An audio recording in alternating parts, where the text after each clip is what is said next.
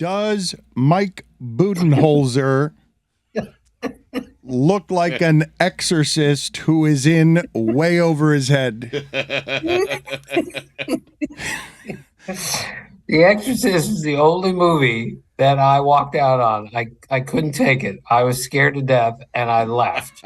And then when the Heretic came out, which was the sequel, my brother and his goofball friends at Catholic University told me we were going out to eat and all that stuff. Instead, they took me to the Heretic, and I refused to go in, and they literally carried me into the theater and made me sit and watch it because they knew how afraid I was of The Exorcist. That's what a wimp I was in college, and I still am.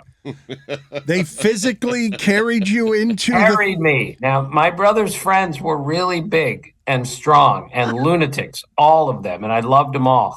They went out drinking one night, and during their drinking, they went out of the parking lot and moved a car from one parking space to the other. That's how crazy those guys were. So it was not difficult to pick up someone who weighed 130 pounds and carried him into the movie theater. Draw a few strange looks from the guy taking the tickets, like, what are you doing with him? But that's what happened. Will you be watching the new Russell Crowe flick, The Pope's Exorcist, when it comes out in theaters? Love Russell Crowe, but the Exorcist word just really gets to me, and I will probably not be watching that. Look, I've acknowledged what a wimp I am. I am not in the business of being scared. I don't enjoy that. If I'm going to go see a movie, which I rarely do, I don't want to be scared. I also can't do roller coasters, and I can't do anything high or anything fast or anything scary. I'm just terrible at that stuff. Is The Exorcist like the line? Like, what if it was like the Muppets Exorcist? Like, would you watch that? Well, yeah, if it's the Muppets, it would be funny. And it's just pointless for me to watch this stuff. It's not going to be pleasurable, and so I'm not going there. How old were you when you walked out of The Exorcist, and how far into the movie were you when you walked out of The Exorcist? I was 17. The movie had just come out, so I didn't even know anything about it. And pre-internet, you don't get all these reports like this is the scariest movie I've ever seen or anything. So I knew nothing about it other than it's going to be a little scary. And I walked out about halfway through it because I couldn't watch it anymore. I was terrified, literally. I had trouble walking downstairs in my house at night after watching The Exorcist. How many horror movies have you seen in your life? And when was the last time you saw a horror movie? I haven't seen one in a long time. Poltergeist was probably the last one that I saw, and that was fascinating, but I only had to see that once, and I got through the whole thing. But, the other ones, I just can't go there. It's just pointless for me. Would you watch the Saw movies for charity? No. Oh. Charity, Tim. Charity. Tim. Tim, right, actually, Tim, we can... I think this is abundantly clear. I would do anything for charity. I would watch the Saw movies, but I can't promise I would keep my eyes open for the whole thing. I believe that we should put this together, a horror marathon where Tim Kurkjian has to, for charity, just watch several horror movies. And we get to watch him watch the horror movies? Yes. Okay, great. And, but then we would raise money for charity. I think we have to figure out how to do this. We are happy to see him. We're always happy to see him. Billy is already complaining. It did not take long, Kurkjian. Takes your sport millions of years to shift anything. Now they've gone very quickly to, okay, we figured this out. We're going to have a pitch clock. And now Stugotz and Billy are already here saying the game is moving too fast. Slow it down. Well, just saying, Tim, slow it down a little bit. You know what I mean? Like, we don't need to go 0 to 100. Let's just slow it. And I heard you talking to Mike before the show, and you're going along with this change. And we need someone like you to kind of like dig in a little bit and say, you know what? Too much, too soon. Let's slow it down. It's the national pastime, you know what I mean? Not the national, express lane. You know what I mean? Yeah, I totally understand. Look, we're never getting back to Tommy John's first major league victory, which was a 3-hit shutout over the Indians, and the game lasted an hour and 34 minutes. We're never going back to that, not when the strikeout rate is where it is. But look, I'm in the camp of we got to try something else. Too many walks, too many strikeouts, too many homers, not enough action, too much dead time. I'm with all of that. Now, you still have to prove to me for an entire spring training that this is going to work. But so far, I've been really pleasantly surprised how quickly the players have adjusted to this. I did a 12-7 game. It lasted 2 hours and 59 minutes. Normally, that's a 4-hour game. I did another game, 21 strikeouts, 17 walks. That's a 4-hour and 15-minute game,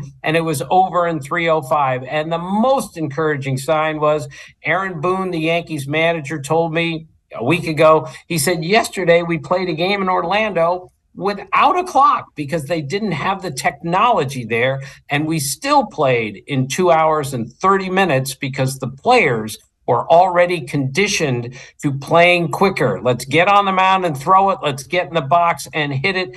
That's what we're looking for. I am not looking necessarily for quicker games. I'm looking for better games, and better games include more action. That's all. Well, so that's another thing we were talking about is that I've been looking at the game times and the box scores daily to kind of see like how is this actually speeding up the game? How are the games? And what I found, which has kind of been interesting, is you'll have like those 2-hour, 14-minute games, 2-hour, 15-minute games, and then you have, and granted it's spring training, but you have like the 17-run games that still go 3 hours, right? So it's speeding it up or it's creating a lot of offense at the exact same time. So either way, you're not going to have like a 4-hour game, but it seems like you also may not have like the tight games anymore.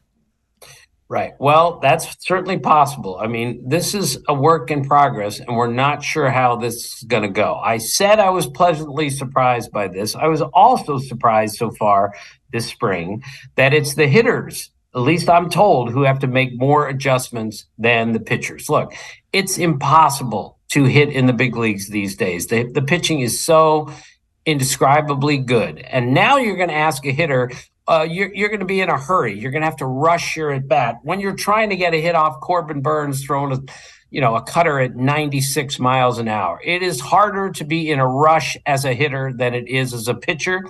And a bunch of pitchers, most of them veteran pitchers, smart pitchers, have figured out how to manipulate the system for their own benefit. I asked Justin Verlander, do you like the rules? He looked at me and smiled and said, oh, I love the rules.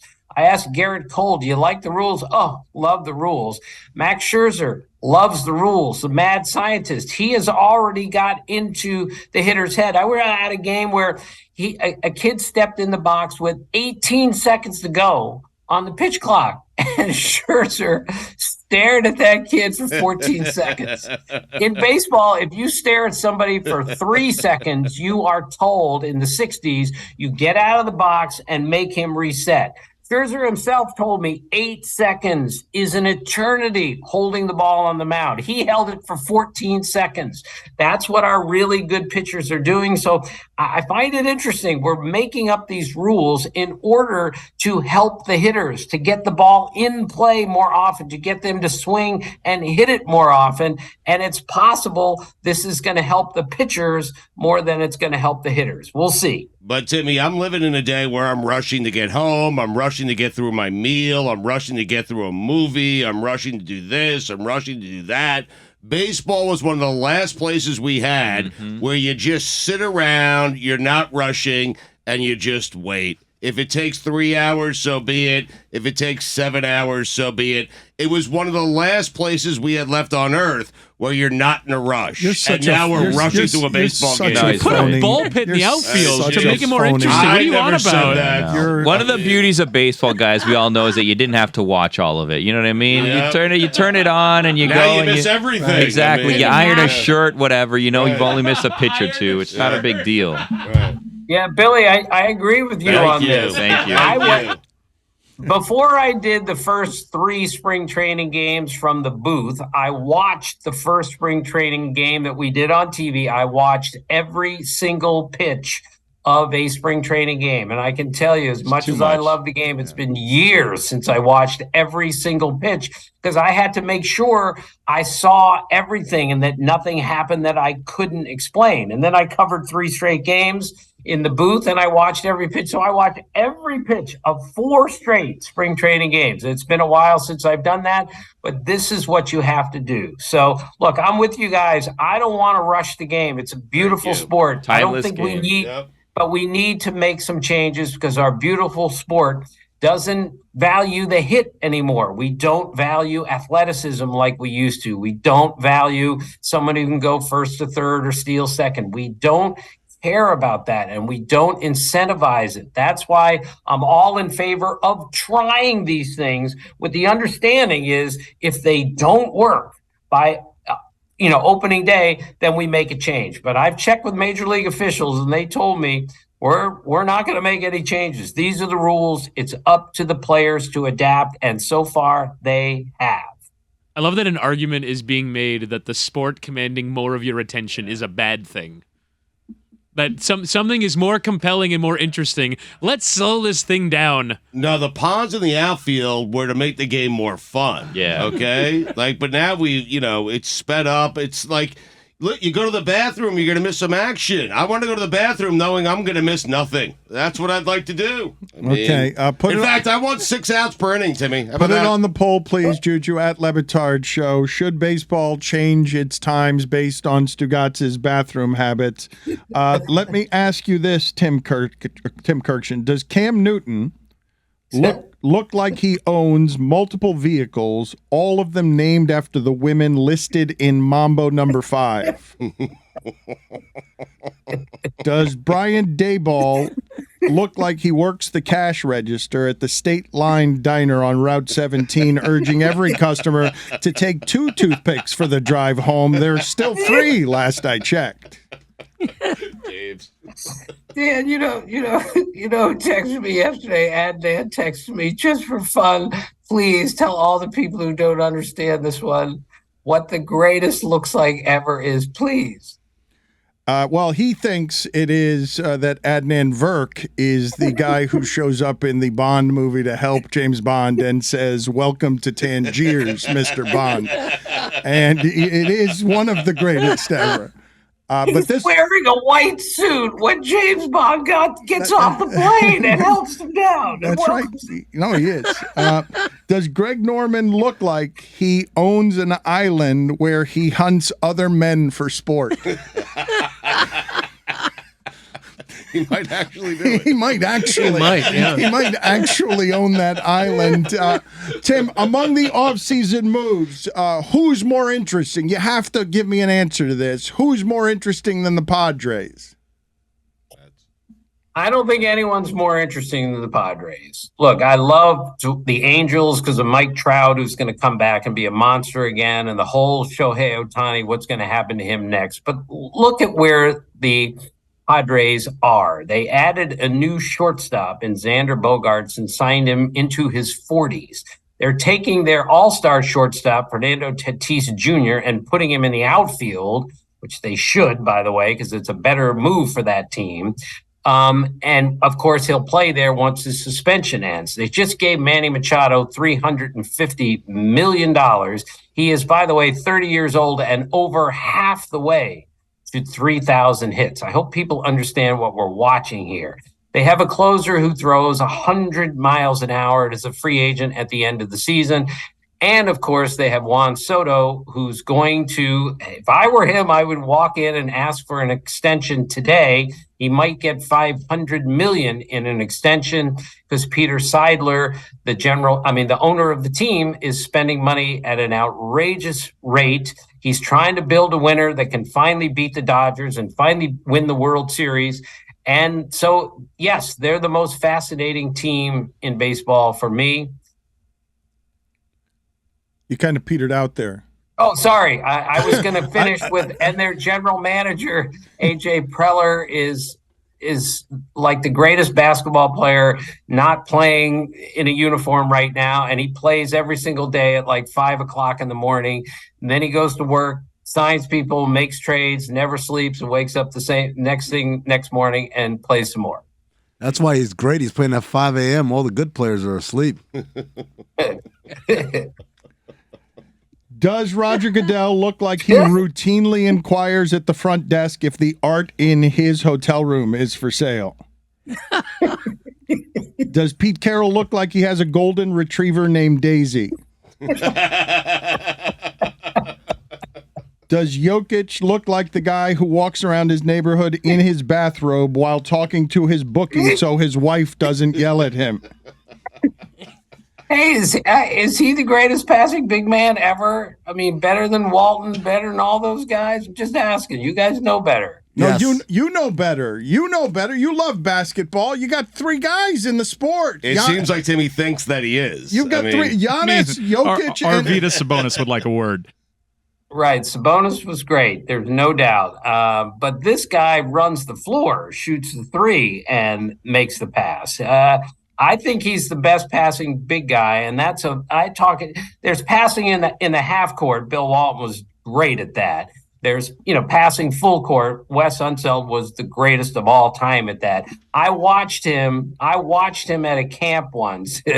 He threw the ball off the backboard, caught it in midair, turned in midair, and threw it and hit the backboard at the other end of the floor, 94 feet away. But this guy passes in the half court and in full court really, really well. It's so impressive watching him play. That Wes Unseld story can't be real. Like, I've heard the story before, and I refuse to believe it.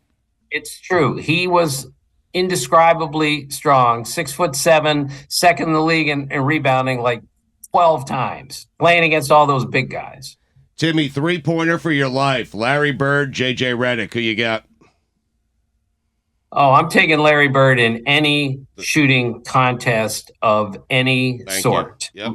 Larry would be second to Steph Curry today. Mm-hmm. No one's better than Steph Curry. No one will ever be better than Steph Curry. Larry would be the second best 3-point shooter in the game, even better than Klay Thompson, who's freaking unbelievable. All you have to do is tell Larry you get an extra point if you go out there, and as a young guy, if he developed that, he would be the second best 3-point shooter ever. I'll take him in any shooting contest except for Steph in a 3-point shot contest. How does Tim Kurkjian, who loves his basketball, and unlike your sport, because we're talking about the sport speeding up, and you've evolved with your sport, Tim. You're not one of these reluctant evolvers. When you watch basketball now as someone who loves basketball, do you love the style of play? Or are you like many old people who are like, nope, I prefer Bird's Day? All right, I could watch basketball all day no matter what style of play, but I'm sorry. The game in the 80s was better than the game today. Bird against Magic, Celtics against Lakers, Celtics against the Sixers. That was a better game than the game we played today. That's how I feel. All right, the players today are clearly bigger, stronger, faster, and probably better than ever. But the style of play was way better in the 80s than the one today. Now we get into the lane and kick it out to a 3-point shooter. When Larry or anybody got into the lane, when I was watching in the 80s, they would kick it to the Chief or Kevin McHale for a dunk or a layup. Now we're kicking it to a 3-point shooter. I understand the difference. I understand the importance of the 3. I think basketball was played better in the 80s. And if I hear one more time that Larry Bird couldn't play in today's game, I'm going to scream, because that is the most preposterous thing I've ever heard. And that's how it was back in my day. That's right. Bring back the layup. They should, instead of a 3-point contest on NBA All-Star Weekend, they should have a layup contest. Encourage what's not done anymore. Show us something different. Right. And someone told me to go ahead, yell at me again. Bill Russell could not play today. I've been told that before also. You've got to be kidding me. He could guard anyone in any era. 6'9", jumped out of the room. Wherever he played, he won a gold medal or an NBA championship. He's the greatest winner of all time. And they played, I told you, they played an inter-squad game once with the Celtics because Russell didn't like to practice. So Red Auerbach said, Russell, we're playing a scrimmage today, and you're playing hard. Do you understand? So Russell said, okay, Red, I will. They picked up teams. It wasn't the first team against the second team. They picked up teams. So there's stars on each side. Russell's team won. 50-6. And he looked at Red and said, "See what happens when I really try? I ruin the game." That's how good he was. Put it on the poll, Juju. Would Jay Crowder bully Bill Russell? Would Jay Crowder Blasphemy! Would Jay Crowder bully 210-pound Bill Russell? He would, though. Tim, you have done maximum. Mike Ryan is disgusted right now at how ancient this show is sounding. Sorry, I'm sorry. No, Mike Ryan is looking. Now, good, Mike Tim. Ryan says you sound on the subject of basketball the way he sounds on the subject of baseball, which is just longing for another time, a different time before everybody was the best and we can just slow everything down and our time could be the best time because it was the 80s.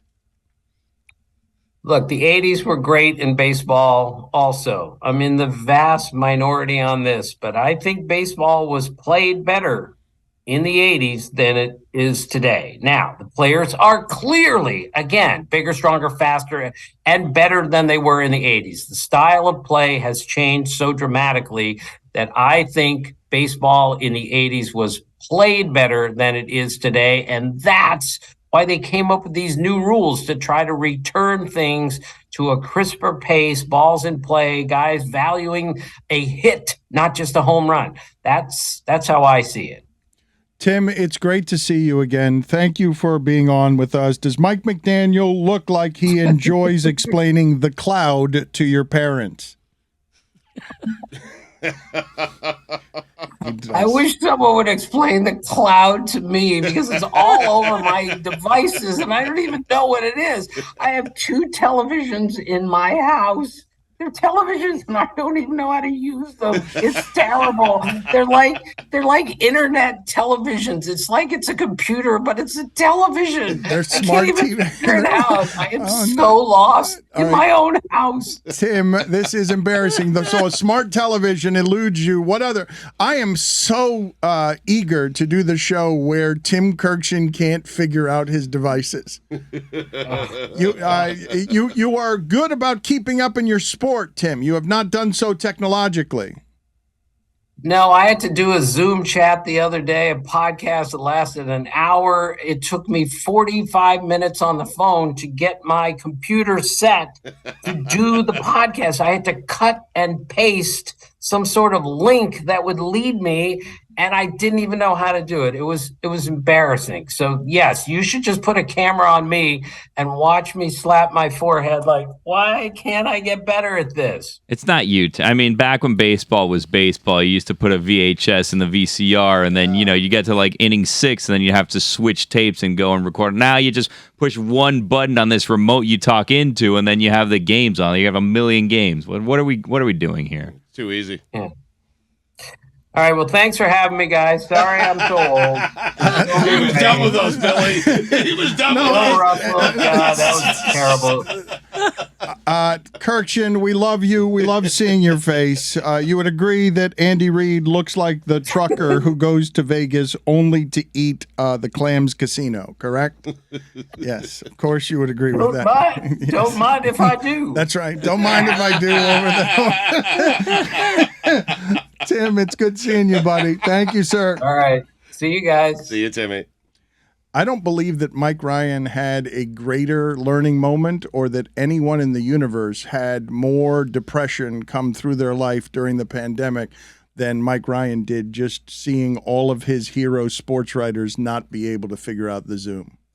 One after another, a dozen of them, just Bob Costas and Stephen A. Smith, all of them. Just you're looking at their Bob nostrils, Costas is hilarious, and they just can't figure it out. Zoom was actually a godsend because, believe it or not, as much trouble as guys like Tim Kurkjian and you and Stu still have with it, it was way easier than the early days of learning how to do the pandemic shows, which was Skype. Oh, I Skype. hated Skype. We did that for 2 months. Skype. Oh, it was awful. If you missed that, you should check out Golic and Smetty every week on the DraftKings podcast network. Are you ready to do the F1 minute? Are you ready to jack the show back up to its customary back in my day speed? Greg Cote, are you ready? Absolutely. All right. I'm ready. We're gonna.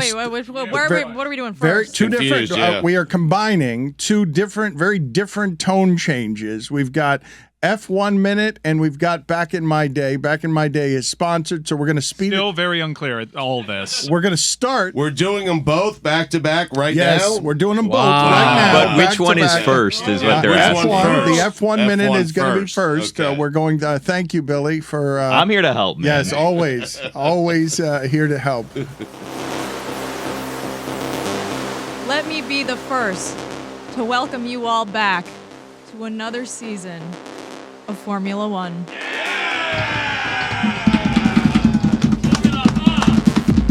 There's 23 races on the calendar, the most ever in a season. New drivers are on the grid, some drivers are off the grid, and old faces are in new places. So it's lights out and away we go in Bahrain.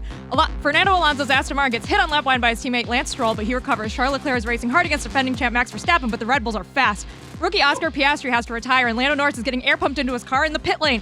Alonso is racing wheel-to-wheel with Mercedes and Ferrari to get to the podium. Bye-bye. Lando Norris is in the pit lane again. Sacre bleu. Charles Leclerc's Ferrari has to retire 40 laps into the season. Disaster is struck again, and Lando Norris is back in the pit lane. Verstappen and Perez take a massive lead over the rest of the pack and cruise to 1-2 finish, and Lando Norris is in the pit lane again. Fernando Alonso finishes on the podium for Aston Martin. A shock finish in Bahrain for the old man, and Lando Norris has to pit again. Who will beat the Red Bulls this year? Will Lando Norris ever stop pitting? Will Esteban Ocon stop getting penalties? Formula One is back. Got us updated. You had some extra time there. You're moving quicker than I think I'm even about to have a last heart year. attack. Cafecito help you? Fueled by Cafecito? Your hands are trembling? We got a new coffee machine in the Yes. kitchen. And That I coffee drink is too much very of it. strong. It's very strong coffee. I didn't think I need more. Let's slow it down now. Yes. Greg, Cody, how are you feeling about your Back in My Day? You know, I like it, but I think people are going to hate it. Wow. Yeah. I like that. That's how you do it, Greg. Wait a second. You are good. Yeah. What's your Back in My Day this week? Going to the polls conventionally. Back in my day, we had polio. You know what? I go to the polls. I don't, although I do believe in What's the big deal? absentee Two voting. forms of identification. What's the big ask there? Exactly. That's what I'm saying. So you think everyone is going to hate this? I do, yeah, because I'm making fun of things that people hold dear. By the way, this all is presented by GNC. Your glory days start now. Exactly. GNC. Big fan of GNC. I fed him. Lincoln was a Republican and he didn't do it. Yeah. He's not willing to follow He you doesn't wanna go everywhere there, you Mike. want to go. He wants to be careful I about wanna everything. Be very careful. I thought I was very careful in that column. You were so careful. Yeah. He went. What you guys don't understand is But he was a Republican. I admit that, Lincoln. he's really dipping his toe And now in clicks. it is time Yes. to take a trip I'm down more concerned memory with how lane. many of these Mike knows. Here's your guy, Greg Cody, Same. with Back in My Day. Content. Content. We don't just live our lives anymore. We perform our lives. We record and chronicle and convey everything we've done to others under the mistaken impression our lives are noteworthy or interesting enough to merit broad attention. We used to be content to just be. Now we are only content if our lives are producing content. The rampant self-aggrandizing becomes a full-time job when you are thrust into the business of it, like me right now and those around me. We step courageously into the void each day, onto a blank canvas that needs filling. We lean into a mic and trust that anything said will at least be somewhat better than dead air. But it isn't just professional egotists who fall victim to content mania. It's everybody in all walks of regular life. Go to a concert and look around. It isn't enough to sit back, watch, listen, enjoy, and absorb the experience, because memories are not enough anymore. It's as if memories don't really even exist without corroborating proof. So there is the row behind you and a guy who is annoyingly, surreptitiously taking video of the song being performed. Who cares that the singer is an ant on the stage and the sound is lousy? I was there, see? We left early to beat the traffic, but I was there. Time was you'd be at the zoo having fun, and that was enough. Maybe you had a camera around your neck, but you wouldn't see the film for weeks till you had the role developed at Eckerd's. Now, everybody is taking selfies they can admire instantly, one after another, ad nauseum. We only see the animals with our back to them as we pose. You know what the giraffe is thinking as we human tourists do that? Assholes. The Really? very existence. That's Really? right. That's what the giraffe Really? is thinking. Yes. Put it on the poll, Assholes. Juju. Does It's a great question, Does yeah. the giraffe think the people taking selfies are assholes? Okay. The very existence and sole purpose of Instagram is as a platform enabling you to try to make your life seem better than the next person's. Twitter and YouTube exist to help you self-promote and ideally help fashion a cult of personality that translates to income and you not having to ever get a real job.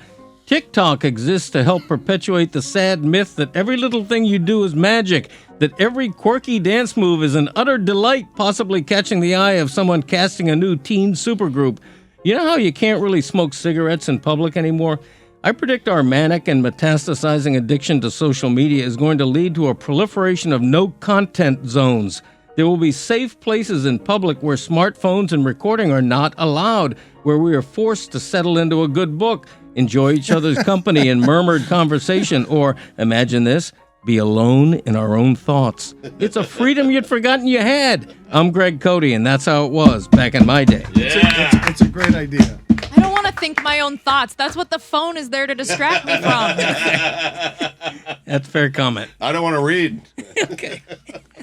Mike Ryan, during the middle of that, said to me, as this hour continues to try and skew older than we did with Private Plane Flying Sister Jean and George Toma, he said correctly into my headset while Greg Cote was talking there that Greg Cote has done something to his appearance to make himself look like Rip Torn, the old comedian.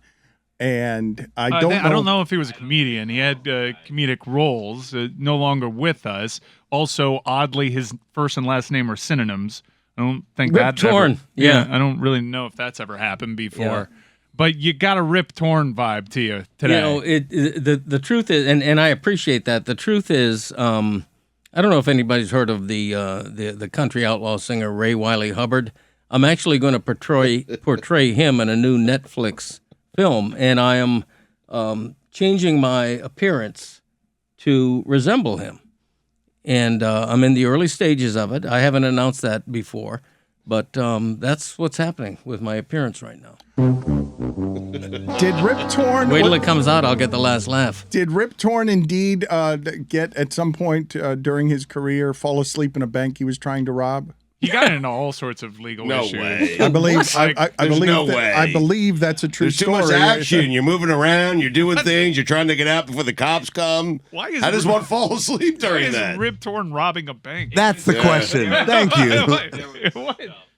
Did you just spit something out of your mouth? What was Did I? I said that's the question. I think Billy is something Billy physically is now, spat out. Bill, just Google for me Rip Torn and bank, and see what it is. I think there was like medication involved or something, if I remember correct. It was a long time ago. He died of complications from Alzheimer's, so it's like, and he got into all sorts of legal issues, and one could say that was a contributing factor to everything that was going on with him. He mistook the bank for his house. Yeah. He was trying to rob his house. That's got to be the worst thing that happened to you, getting caught robbing a bank, right?